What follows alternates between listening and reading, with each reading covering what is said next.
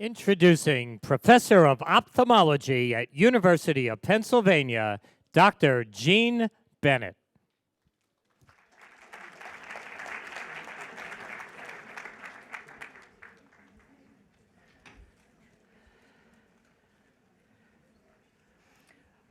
I'd like all of you to close your eyes and imagine what it's like to live in a world of blindness. There are, just imagine running your career, meeting your friends, finding your food on the plate. Your lives would be very, very different, I guarantee, from what they are now. There are 11 million Americans who are blind due to age-related macular degeneration. 8 million Americans who are blind due to diabetic retinopathy, 3 million blind due to glaucoma, and hundreds of thousands of individuals blind due to inherited retinal degenerations, and we have no treatment for those people. But there's hope, and the hope is shown here. This is Lancelot, who was born blind as a puppy. He couldn't find his way around the animal facility at University of Pennsylvania. He was born with a mutation which causes this blindness, a spontaneous mutation, but we figured out what the gene was and delivered a correct copy of that gene, and he could see. And he lived a long, happy life. He's shown here reading his article describing the results.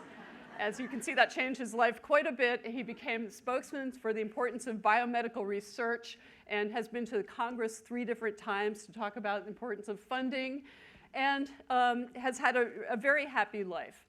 So the question was, how could we translate that to treating people? Could we treat children born with the same disease?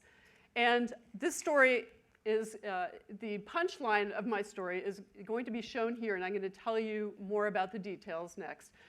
Introducing Cory, 8-year-old Cory, who first came to the Children's Hospital of Philadelphia at age 8, using his blind cane and holding his mom's hand because he couldn't see to walk around independently. And then the same child, a year and a half later, after receiving a single subretinal injection of a gene therapy reagent, doing clearly visual things, riding his bicycle, playing sports, going to class and reading books, reading the blackboard, playing board games, playing Wii, and doing things that a normal, then 9-and-a-half-year-old boy would do. This totally transformed his life. He's now 15 years old and just came in last week for his follow-up, told me he's hunting, which is clearly visual. I'm not sure I'd want to hunt with him, but it's certainly very impressive. And so now I'm going to give you a little bit of framework of what happened in the course of these studies. So shown at the bottom are some events that happened in Philadelphia in terms of politics and sports and arts, just put on the backdrop of what happened scientifically. And all of the work we've done builds upon science, of course. That's how science progresses, built upon the identification of DNA in 1953. And in the 1980s, 1985, my husband and I were in medical school, and we were talking about research that was being done on manipulating genes and using those to correct diseases. And my husband knew that I had actually worked in a laboratory doing that kind of stuff before medical school. And he said, "Jean, do you think we could use gene therapy to treat blindness?" And I said, "Yeah, sure." But what I didn't tell him is we didn't have any of the ingredients. In fact, we didn't even know any of the genes that cause blindness. And this graph shows the number of genes, which the first one being identified in 1990. There are now more than 200 that have been identified in the past 20 years.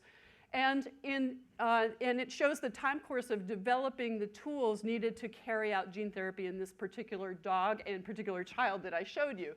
The gene that caused the disease in the human was first identified in 1997, so we knew what to work with. And soon thereafter, we found out the same gene caused the disease in dogs. And that paved the way to be able to treat Lancelot, the dog I showed you, and show that he could see. And since then, we've carried out different clinical trials in humans, in children and young adults, starting in 2007. And proceeding through the present, these go in specific phases. Phase 1 is looking for safety, phase 2 for for an effect restoring vision, and phase 3 is to show a robust effect to submit the data to the U.S. Food and Drug Administration so that they could vote on whether this should be deemed a drug. And I want to tell you that this is really, really exciting time, because here in Philadelphia, we could be the first ones to develop a gene therapy in the United States. There is currently no approved gene therapy, and this could revolutionize treatments for not only different blinding diseases, but also for other genetic and acquired diseases for which we have no treatment.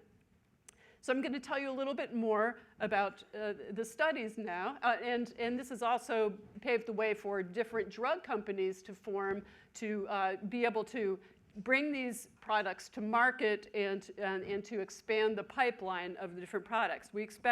We are hoping that this drug will be approved in 2016. So what is this disease? And as I mentioned, it's a disease which affects children or puppies, depending upon the species. And these children are born severely visually impaired. They can see very, very bright lights. So typically, the babies will stare at the sun, and that's a cue that there's something wrong. They don't respond to ordinary visual cues. They don't look at balloons or shiny keys, anything that normal kids do. And if you do electrophysiology analogous to looking at an EKG for heart, you find there's a flat line, that the retina is dead. However, we know the gene, we know that it's called RPE65, and what this gene does, it's an enzyme which provides a vitamin A derivative to the retinal cells, and without that derivative, the cells can't see. You probably heard your parents say, eat your carrots so you can see better. Well, this is a vitamin A derivative that we can't manufacture, that we can't use for our retinas from eating. It has to be manipulated by this enzyme to be provided to the retina.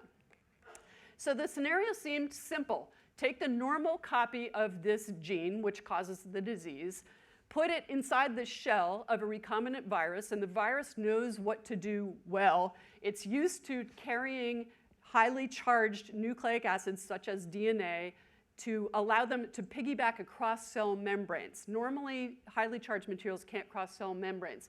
So viruses do that quite efficiently.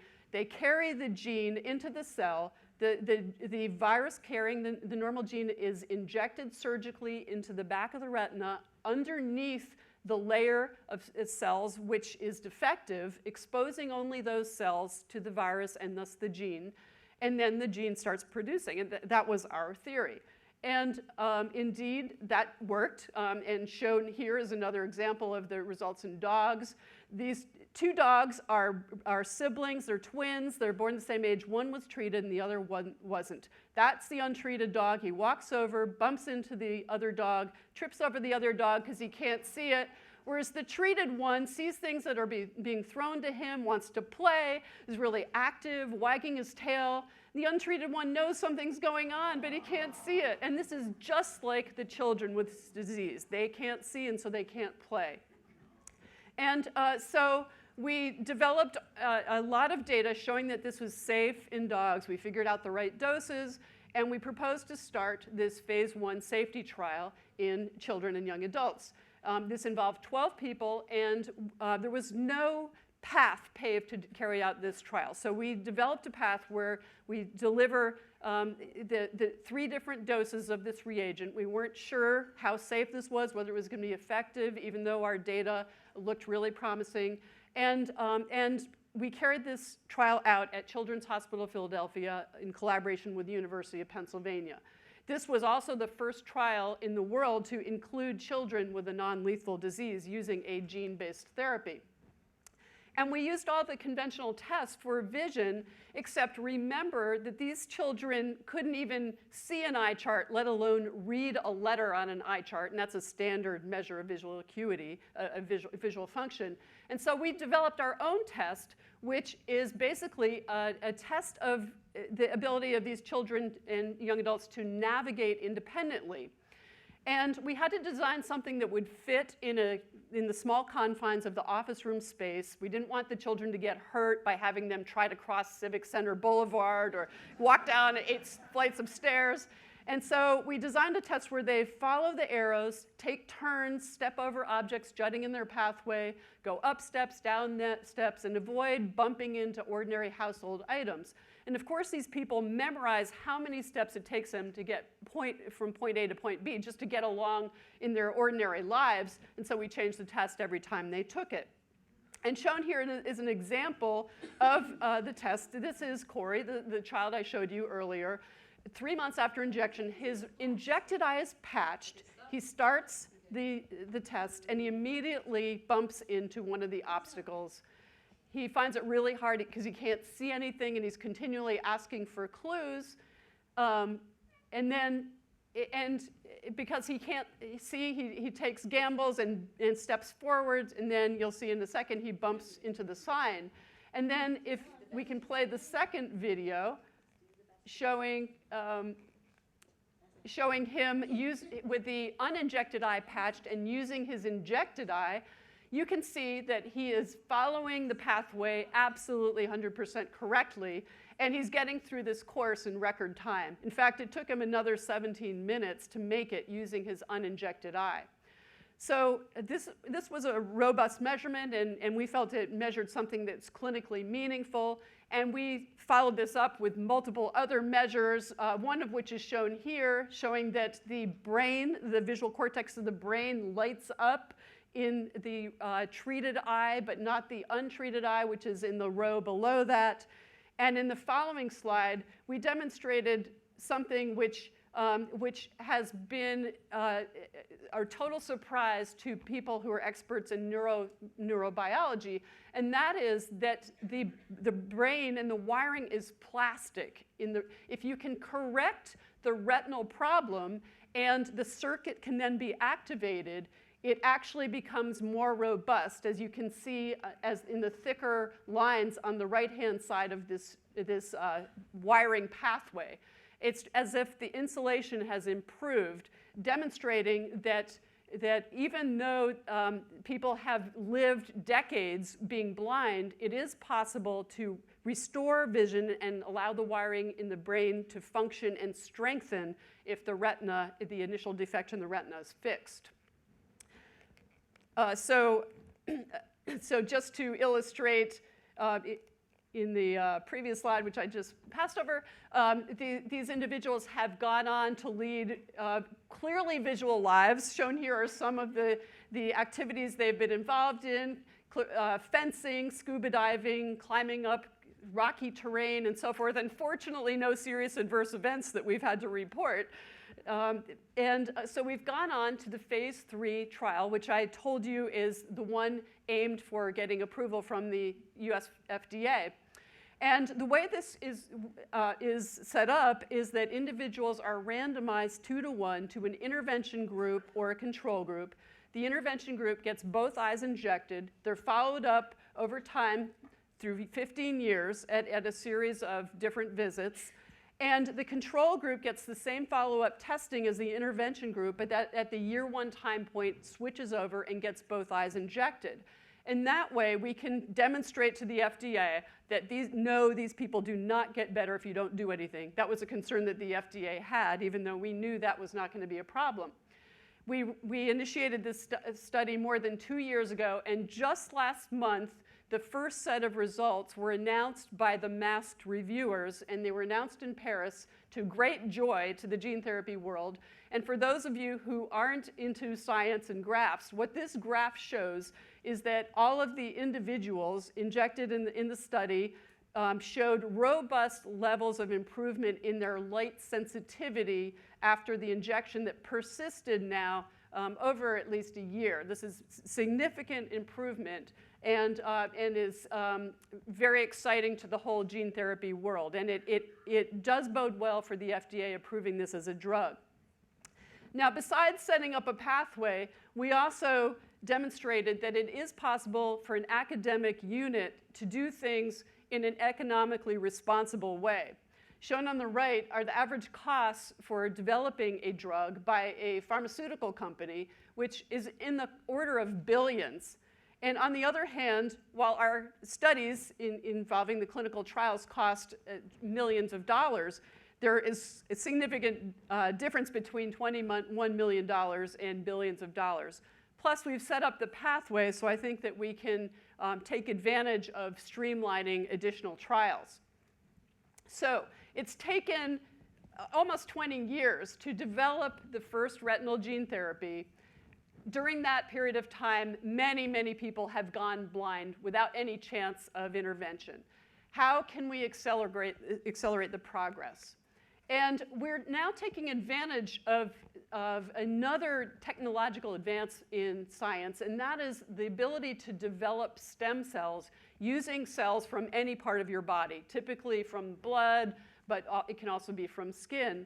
And these cells can be taken from a blind person, grown in culture as stem cells, and then coaxed to develop along a specific pathway, for example, to develop like retinal cells shown up above. We can take these cells and test them to determine whether we can improve the disease pathogenesis in these cells in a dish, and then do safety studies in animals to make sure that it's safe, and then go into humans. We tested this pathway recently for a different disease, a disease which affects boys and men. It's called choroideremia, a mouthful, but this affects 9,500 people in the United States. And what happens in this disease is shown in this sequence of images there. Boys and young men can see well in childhood, but as they turn into adolescence, they lose parts of their vision, and eventually it's totally lights out. So you can imagine that's psychologically devastating. They've seen their grandfathers go through this, they know what's coming up for them, and they watch their vision disappear. So we demonstrated using those stem cells that we could correct the defect in vitro, and we had a high chance, we thought, of correcting it in humans. We initiated this trial last January, and so it's now 11 months into it and going quite well, and additional centers are now being set up. So in terms of paving the way for additional gene therapies, we've got a robust pipeline.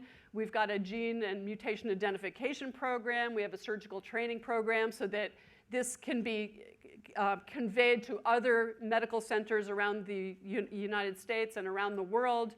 We're also testing generic strategies that could be used regardless of what the initial disease-causing mutation was in order to come up with a magic pill that could treat multiple different forms of blindness.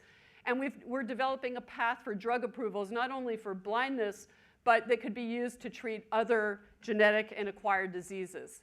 So finally, I'd like to acknowledge the teamwork that's gone into this. My group at the Center for Advanced Retinal and Ocular Therapeutics, aptly named CARROT, as I told you, the importance of carrots earlier before, has been really key to this success, as well as collaborations with the Children's Hospital of Philadelphia. And we're very grateful for the support from our funding sources. And we are most particularly grateful for the pioneers who really are the ones who have made these studies a total success, the patients with these blinding diseases. Thank you very much.